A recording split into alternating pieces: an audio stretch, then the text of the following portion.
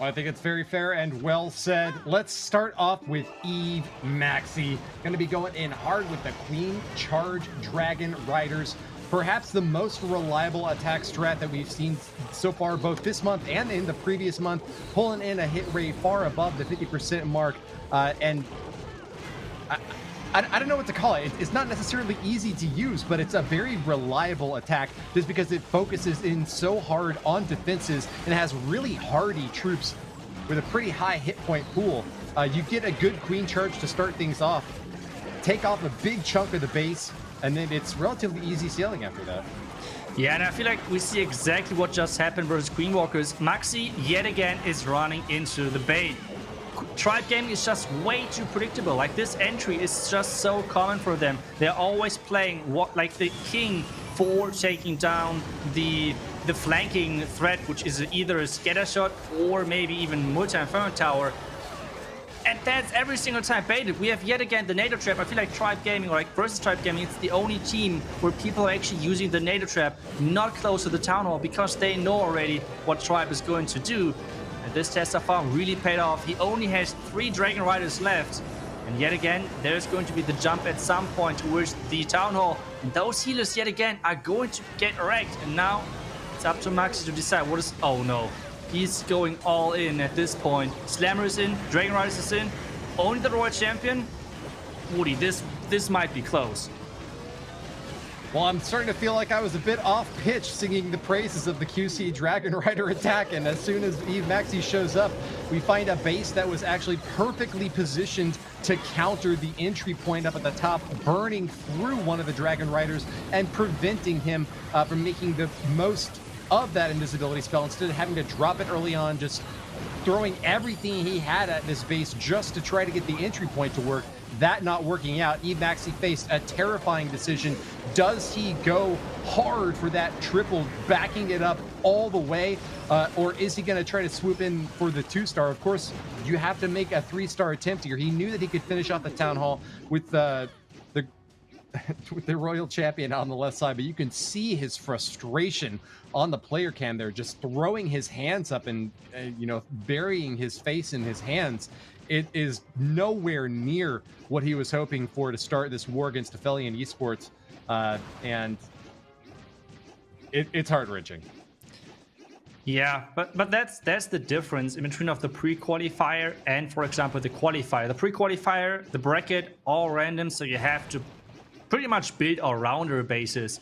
But with the qualifier and you know your opponents, you can just bait your opponent, especially for things which they are known for.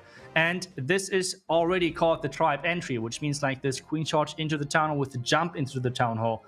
And well, teams are definitely predicting those entries. Gaku had an incredible defense, and now the second attack as well. The second attack as well. So let's see what the other tribe guys are going to do. But right now, Aphelion are feeling really happy because they have an incredible advantage. The question now is, can they use that? Because as long as you do not attack on your own, like really good, it's not really doing anything for you. Look, you rise to the rank of icon. You become so well known in the community. People know exactly how to prepare against you. And so that's why we have these monthly qualifiers to test whether the teams are adapting. Aphelion Esports seems to be doing a fantastic job of adaptation, and we have to give them all the credit for their excellent base building skills at that. So a 2-star 76% is very good news for Aphelion on their first defense, and will give them a lot of wind in their sails going into their first attack now from Garakuta, which will be, you guessed it, another Queen Charge Dragon Rider strike. Yeah, that's right. And we have 4 Dragon Riders with this one. We have a Blimp, not a Slammer. Right now, there's the wall break happening a little bit too early, to be honest. Or is he actually going to try to charge? And this scatter shot actually took down the wall break. Now he's trying yet again. Now the question is, where is that queen going? It looks like she's going for the scatter now. And was this intentional? That's the question, because he won't be able to wall break into the core with this setup. Because I feel like the wall break is going to target the left air defense. But we're going to see, there's the clan caster coming out. It's going to be a mass archer with the headhunters, which and the super minions, which is pretty classic. Queen ability needs to be forced. And now this king needs to get some great value right there. It looks like he's got an excellent plan B set up, even if he was intending the queen to go for that town hall, sending in a coconut loon, having excellent spell support for this archer queen. He's pulled out the CC and is getting a lot of work done in this compartment. You know, he's holding onto a battle blimp in case some sort of miracle is necessary to take down the town hall. But I think it should be a relatively easy recovery for him if he was expecting the queen to go either left or right. She might even get a chance to get in on that town hall as soon as she pops down this expo. She'll be pre-targeting onto something. And yep, if those builder huts go down, she's going to be going to the town hall compartment very next. Yeah, but first, take down this wall. This is the next objective, I would say. The town hall's getting activated, so he needs to use the invisibility spell to keep that queen alive. But now there are the skeleton spells. This might be really bad news because the town's not going down, but there is another invisibility spell to make sure the queen is taking down the town hall. And now it's all about the Dragon Riders, but yet again, we can see Dragon Riders without the slammer in front of them sometimes are not the best choice, and now he's going in with that slammer on his own for the core. And there are a lot of bombs and red bombs or whatever already. But those Dragon Riders with the back and air defense, can they make it in under 40 seconds? I don't think so. And it's tragic too, because that Stone Slammer timing might have been the make or break factor for this attack. If it had been deployed about 15-20 seconds sooner, it might have destroyed the multi-target Inferno, which wound up killing the healers, which wound up dropping the Archer Queen, and denied the protection for those Dragon Riders out in front. So this is an incredibly close attack. That still might wind up being a 3-star. I don't want to throw it away just yet. The Stone Slammer could have come in earlier, but I guess it's not going to be a case of too little too late. Pumping his fist, Garakuta manages to pull off the 3-star after all. By the skin of his teeth, though, he's making me sweat, but hats off to him. You got the job done. Yeah, I would have called the exact same thing. It did not look good timing-wise. But hey, I mean, a 3-star to 3-star, so they made the advantage count. Getting in the defense and securing the first 3-star of the match is obviously a huge start for them, especially now with those two teams having a lot of pressure on their shoulders, because whoever is going to lose this is going to drop out of the competition. This is obviously not something you want to go for. So next attack is in, and this time around with Exorcist coming in with the Queen Charge Dragon Rider as well. Oh no, let's see if they have baited yet again another Queen Charge Dragon Rider attack against Tribe Gaming. Say it isn't so. We know Exorcist loves playing with the Pekka Smash strat, so going high in the sky, he might be taking some cues from his clanmates with this Queen Charge in the left corner. Is that where you would have started a Queen Charge for a Dragon Rider attack, Itsu?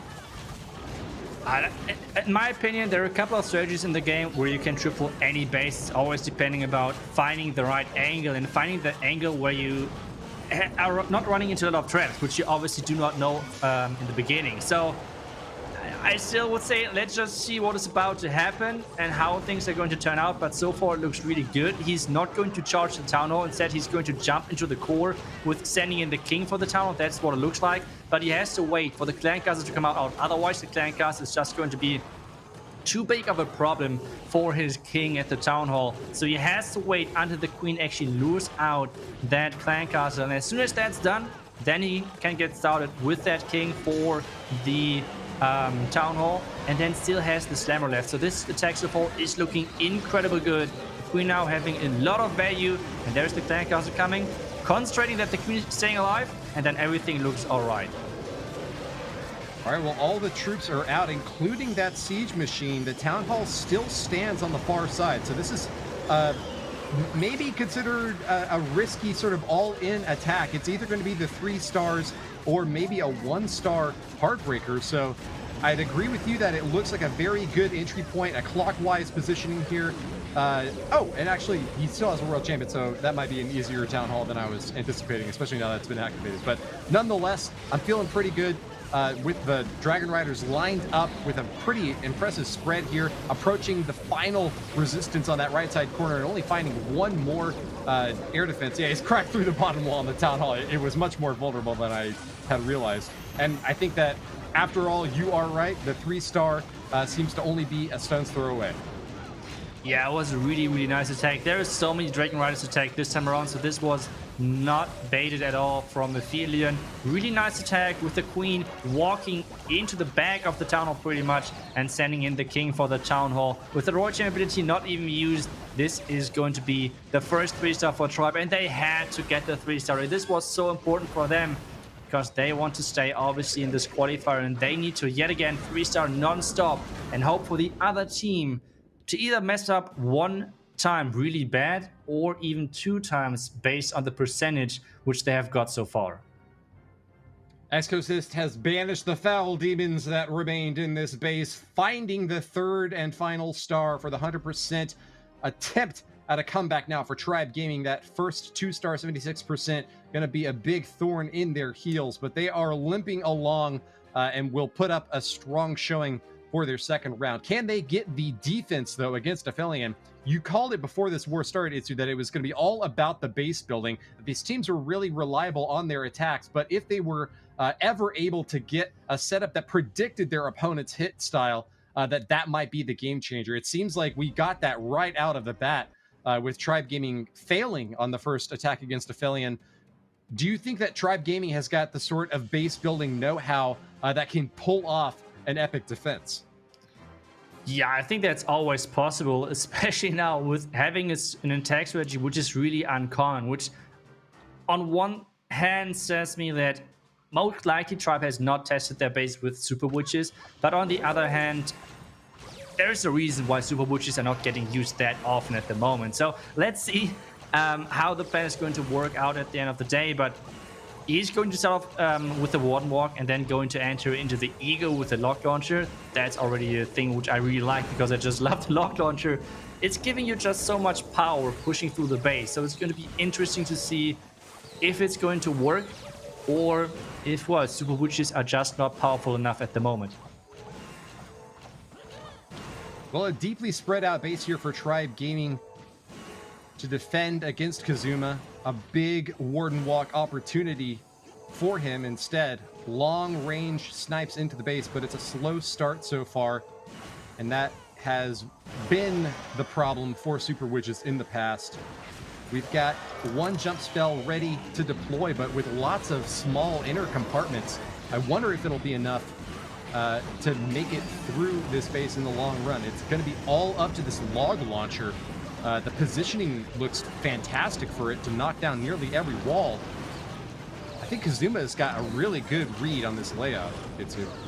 Yeah, the logs are having a lot of value, pushing through the core of the base, opening a lot of them already. The Super Witches are going towards the top side just a bit, maybe the Warden ability soon, but he's saving that. And this means the logs are actually not opening up through the core, and not even the tower compartment is open. Now they're breaking through. That's it. There's the Clan Castle coming out. Warden ability not used just yet. Is the Warden ability getting used soon to protect the Super Witches? But so far he's deciding against that with the Royal Champion from the top side. This attack, as you said, looks really, really good for Kazuma. Surprising to see him mix it up though with Super Witches. A successful strategy in the past, but has not been anywhere near the most popular in the current meta, and especially with so many little compartments. I'm surprised that he's making it work so well. Particularly finds success in that final compartment on the right side and uses that Royal Champion perfectly to knock down the last remaining defenses beyond it. That multi-target Inferno just getting melted and still holding on to 2 really key hero abilities. It's got a couple of freeze spells and invisibility spells. He did an amazing job deconstructing this base, and I've got to go back and watch this one again because this is exactly what you want to happen with Super Witches.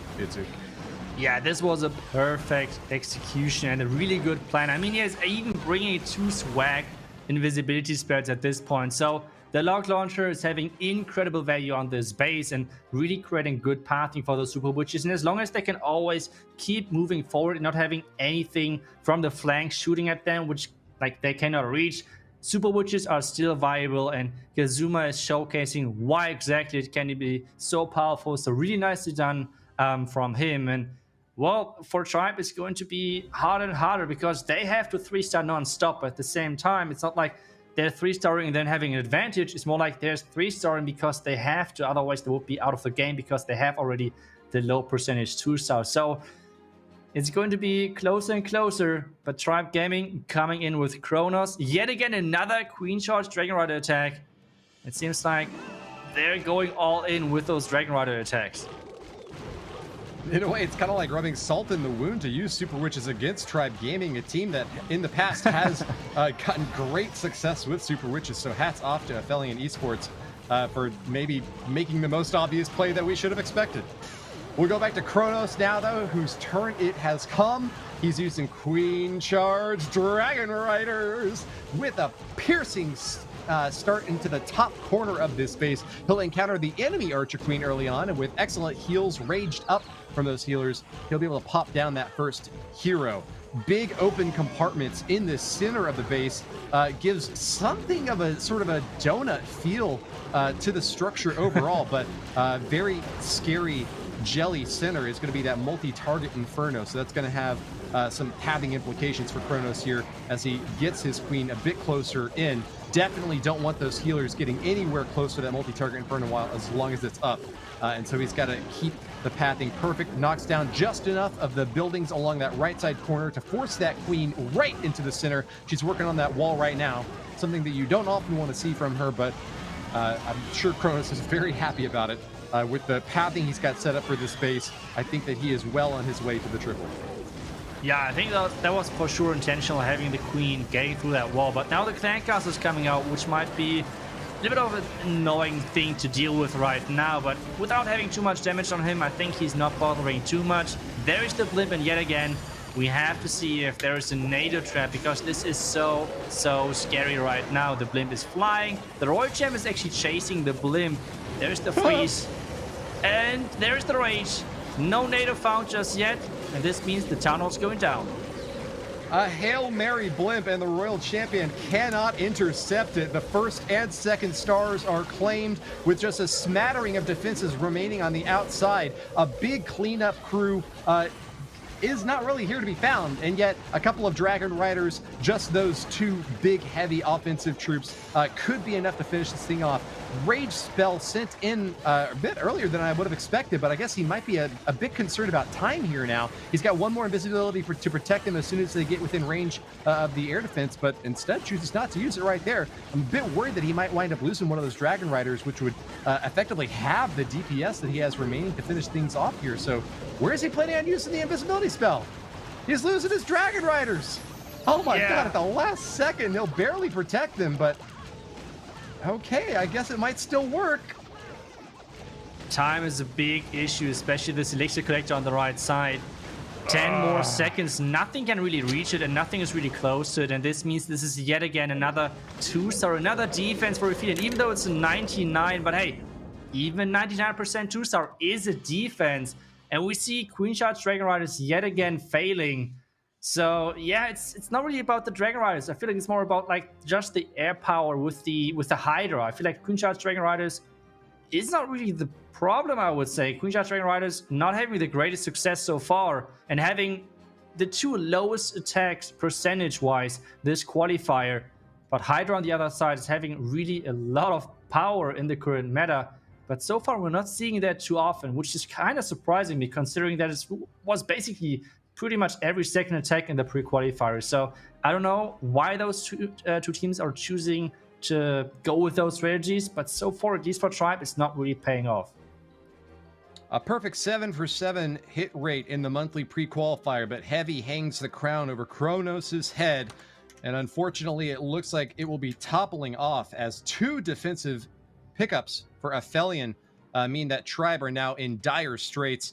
We're going to see their third attack here and now, and in order for Tribe to pick up the victory, they have got to see basically 3 defensive wins in a row against Aphelion. Not the sort of thing that you would expect against attackers who proved to be very reliable and on target in their first war against Rest, just somehow kind of slipping up at the end in a somewhat unexpected way. So for Shoya, I think that this is going to be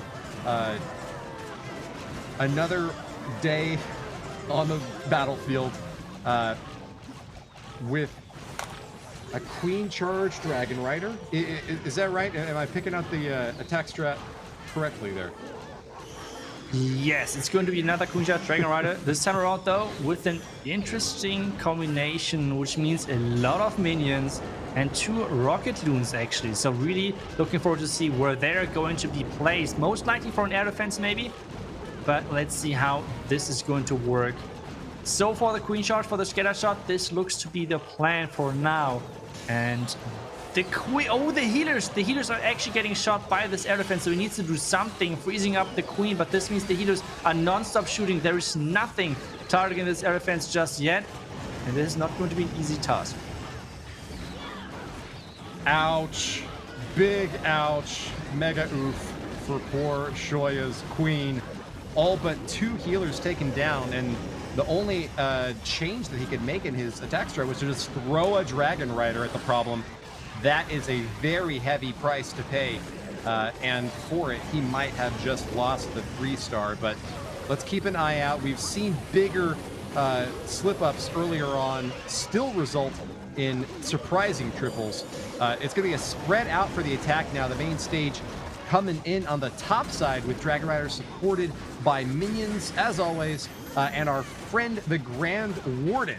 He's going to be giving them an early Eternal Tome, and they have a little bit of thankful protection from that ground targeting Expo, freezing up the scatter shot now, but air defenses and Infernos around this base are just going to be too much for them to handle it too.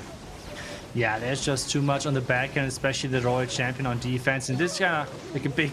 Oh, the Owl is actually winning and taking down the defending Royal Champion. There's now the back end Rocket Loon to take down another Archer Tower. But this means this is going to be a defense. And maybe there's still a chance. Maybe there's still a chance. I mean, you never know. But Tribe really needs to step things up and get those 3-stars in. So far, they are 1 out of 3 with those Queen Shots Dragon Riders. I have to say, I really like the diversity of Tribe before that, with like bringing Pekka Smash and different strategies. But apparently, they are only going in with the Dragon Riders. Yet again, with Shoya, we're seeing another Queen Shot Dragon Rider attack. Not successful. And this match is going to be interesting after this fade because... well, the match is open again. Well, right you are. That's 2 3-star hits for Aphelion and just 1 for Tribe Gaming. So still an advantage, quite appreciable for Aphelion Esports. If we were 3 attacks in virtually any war and any team had a 1-star advantage, you would probably call that a pretty commanding lead. So to come back from that still is going to take a lot. But hey, we've seen some pretty interesting turnarounds even just today. I'd say that the wars have been very volatile, much more than in the past couple of months, and providing opportunities for teams that can make the most of this chaos. Yeah, that's right. But at the same time, there's still quite a big percentage difference. So let's see now. Nebrox is in with the Hydra. This was the attack strategy which I was talking about. I think this right now is the strongest attack strategy. It's so incredibly powerful. And he's starting things off with a couple of rocket loons for the air defense. Now there's the Hound just to fly across, and he's making it invisible. And this means this Hound is flying right into the Town Hall, tanking all of the Black Mines, and even the NATO is getting tanked by that Hound. So really nice usage of that invisibility spell, making the or opening up the blimp. Is there anything alive? That's the question. And yes, it seems like there are some super wizards. No, it's actually a super wizard blimp with the invisibility spells, and they're staying alive for now to take down some more defenses. Can they take down the air defense?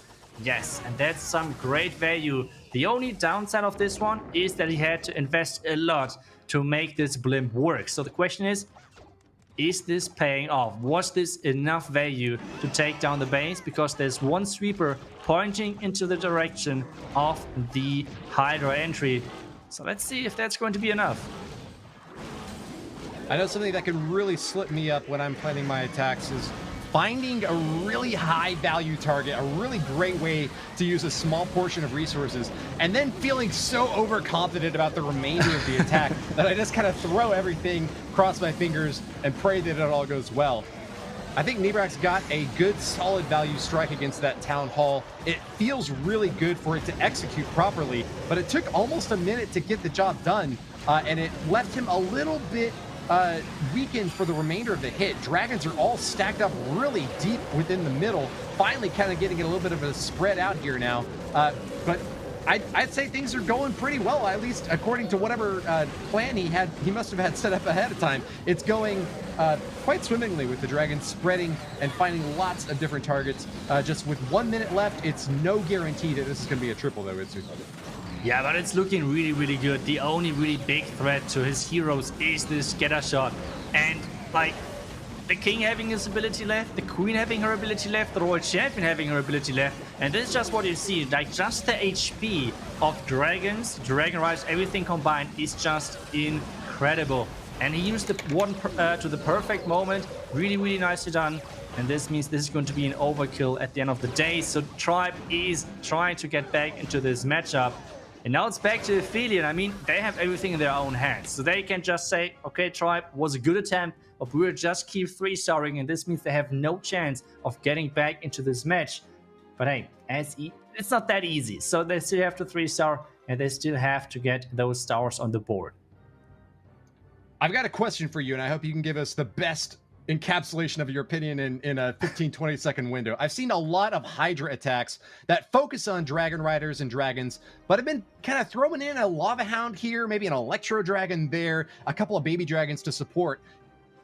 Is supplementing the Hydra with a little bit of a wacky air support gonna be the next step for this attack strategy? I think it always depends on the base. Like, the Hound is typically used for, like, protecting the Blimp, as we just saw from Nebrox. A really good move, like getting rid of first air defense, then making the second one invisible to have the perfect Hound pathing. And then Electro Dragon is getting used for pathing, like taking down a lot of the, like, outside buildings. And so it's always good to use, but getting to the next attack is going to be the complete opposite of an air attack, because this one is going to be yet again a ground attack, which we have seen quite a bit over this tournament, and most of the time with a really good success rate. So let's see how we can make this work. So far he's just walking alongside the outside of the town hall, has not placed the sealers just yet. He's trying to delay them apparently, and there's now the headhunters coming out. He needs to freeze them, and this clan caster start off, like, what is coming off the clan cast is telling us there is going to be a Hound in there, and this is going to take some time. Well, we know that the long-term story here for this war is Tribe Gaming behind, but hoping that that defensive pickup can be repeated again here. A very expensive wall wrecker barreling through that outer layer and make it to the town hall. Gonna be able to get that first star, it looks like, but CU has made a very big investment just to get 15-16% in the first star in over the first minute. So let's get going with the main stage of this Pekka smash. He's still holding on and hoping to make his way around a lot of medium-sized compartments of the space with just one jump spell. I'm starting to get a bit worried that with these maxed out walls on the interior, he might run out of time. Yeah, it's only 1 minute and 30 seconds left, which is not a lot of time considering that he's doing a Pekka smash attack. There is the perfect wall break, though, to lead everything together into the base. But with 1 minute 20, this needs to be a really quick push through the base. There's the king at the top side with the witches to speed things up already. There's the jump spell to open up the entire base. There's the perfect warden ability, but the queen still has to go around the wall, and every single second counts at this point. It's 1 minute left for 50%. So he needs to hurry up to make this work, Woody. His fingers are flicking across the screen like lightning, greased lightning, but I don't know if it's going to be enough. 50 seconds left and still a third of the base remains, pouring the damage in from the Eagle and still having a scatter shot. Well, that just went down. A multi-target Inferno, though, on the back end. This is still a lot to have to finish off. He's holding on to some cleanup troops on the backside, and I feel like he's just got to get them down and apply as much damage as quickly as possible. CEO has got to get the 3-star here if he wants to keep his team ahead, because Tribe Gaming are nipping at their heels. I mean, look at the average destruction percentage right now. Tribe actually pulling ahead on that count. I think CEO might have done it. He's holding on to the device and shaking it, breathing a sigh of relief, because he has managed to pull it off with a lightning fast finish.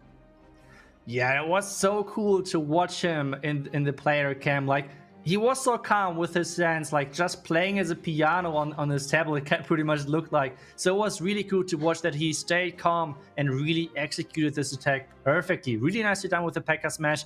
And as we said, a long time for the entry, but it was all worth it because he prepared the base really nicely with this entry and got it done at the end of the day. And as you said, Tribe are coming back percentage-wise, but still they have to overcome the percentage deficit and the star deficit. So it's not going to be an easy task. They need to 3-star and they need to hope for an incredible defense. And there's going to be another Hydra attack with a really interesting entry, a boulder bounce in combination with a Hawk Rider for the top archer tower, and then a couple of lightnings to take down some more buildings. As our friend Sir Francis Bacon once said, "Scientia potentia est," or otherwise, knowledge is power. Let's see if that holds true in our final attack for this war by Tribe Gaming. Their last best hope at pulling off a victory and staying in contention for that golden ticket. He spread out dragons all across the top left side of this base, and it's going to be going on a terrifying race, trying to rip through with rage spells and freezing up key defenses, but they're pretty well spread out, and this might not be the best entry. I don't know, though. What do you think? I think it's looking still good, but at the same time, he has no warden ability to protect that Vilimben. We have seen so many native traps around the town, so this might be a really risky move. The dragons so far are pushing through, which is great. He's freezing up the eagle. The queen is reaching the eagle as well, but at the same time, he needs to take down all of the big threats through those back-end heroes, which means Expos needs to go down. Oh, no. Defending scatter shot, and that's the big question. Can he make that work with the defending Royal Champion still waiting on that back-end? Dragon slowed down and distracted by a defending Barbarian King, but they're finally back on task now. Yeah, like you mentioned, just so much of the offensive support dropped really early on, and I think he was fortunate to be able to finish off that Town Hall, but with the pull of the CC now, just with that Royal Champion getting a bit too close before it goes down, that's going to be more gum on his shoes. He's trying to run a fast sprint, but this is just a base perfectly designed to slow and prevent that 3-star. So congratulations to Garakuta of Aphelion Esports with the potential game-ending defense against Knowledge. Yeah, that is going to be the defense. Nice invisibility spell to keep the Royal Champion alive for now, but as we just said, the dragons need to take down the Expos. This is kind of the key of the strategy. The queen is going for an interesting wall because she can only reach the elixir storage over here, but to be honest, the queen can't even finish the rest alone anyway. She's going now for the wall to break into the base. At this point, it is already over. He's using the queen ability. He knows already what is going on because with the ground expo on the back end and time ticking low as well, this is not looking good. So this means Tribe Gaming is struggling quite a bit, and Aphelion now only needs that 1-star on offense to kick Tribe out of the competition, and on their own staying in that competition because well, that's what their goal is. You can see on his face an emotion familiar to every Clash of Clans player, but not felt this powerfully except by the few who compete on the world stage. Congratulations to Tribe Gaming for their performance and making it to the World Championship, but the lower bracket is a crucible of destruction, and in this case it appears that the defenses from Aphelion will hold up. Knowledge earning a 2-star 91% puts the team at a star deficit with an opportunity for Aphelion to move on to tomorrow with a 3-star here and now. In fact, even a 2-star is sufficient to take the win. Yeah, that's right. And now just finishing with a 3-star would be great, just to build up some momentum for tomorrow. Aphelion Esports have no second chance. So far, they're doing great, being 3 out of 4 in this match versus Tribe.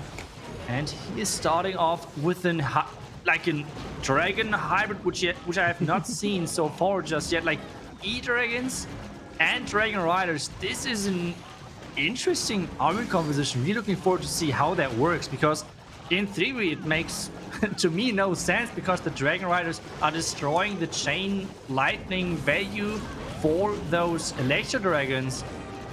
So I'm really interested to see how that's going to work. Yeah, this is going to be some Electro Techno Marvel. 5 Electro Dragons and 2 Dragon Riders rewriting the script on what constitutes a Hydra. A little bit of an emphasis, I suppose, on the targeting defenses, but wow, that chain lightning is super effective. We're going back to like a steampunk Tesla variation on an aerial attack, and I am loving every minute of it. What a way to finish off our final war of the day. Congratulations to Choco. Big hit on the top and the bottom, delivering a big, painful chomp out of this base, basically making like a sandwich out of it, and then trying to go up the gut at the end. But Eagle Artillery is activating. That's going to be a lot of splash damage on the Electro Dragons, Itsu. Yeah, I'm really confused by that blimp. Like, he just did not open the blimp to take down the Sing Inferno Tower. The Sing Inferno Tower is now wrecking those Dragon Riders and everything just. So it was a really, I don't know, maybe just like a not that concentrated attack because he definitely wanted to take down the Sing Inferno Tower with that blimp. Maybe he just had the wrong siege machine. That could be a thing as well. He didn't really pay attention to that. But either way, it is going to be enough star-wise. Like, just imagine knowledge, like percentage-wise, this could have been the difference maker otherwise. But stars is going to be in the favor of Aphelion Esports. And they're going to take down Tribe Gaming in this last match of the day. Right, you are. The Funky Fresh Techno Electro remix by Choco will provide the second and only 2 stars necessary for the victory. Congratulations to them. The Japanese teams that came in today have taken an absolute beating, but some of them will still stand to face the competition tomorrow. 1 golden ticket to join the ranks of the Tampanai Empire and alternate attacks teams waiting already in the wings for their opportunity at the $1 million prize pool World Finals later this year. We have 4 teams that still remain in contention that will be facing off tomorrow, but we have got a lot more to break down before we can call it quits for today, Utsu. Yeah, that's for sure. We can see yet again the percentages overall. Really good 3 stars on both sides, and then a couple of slip-ups on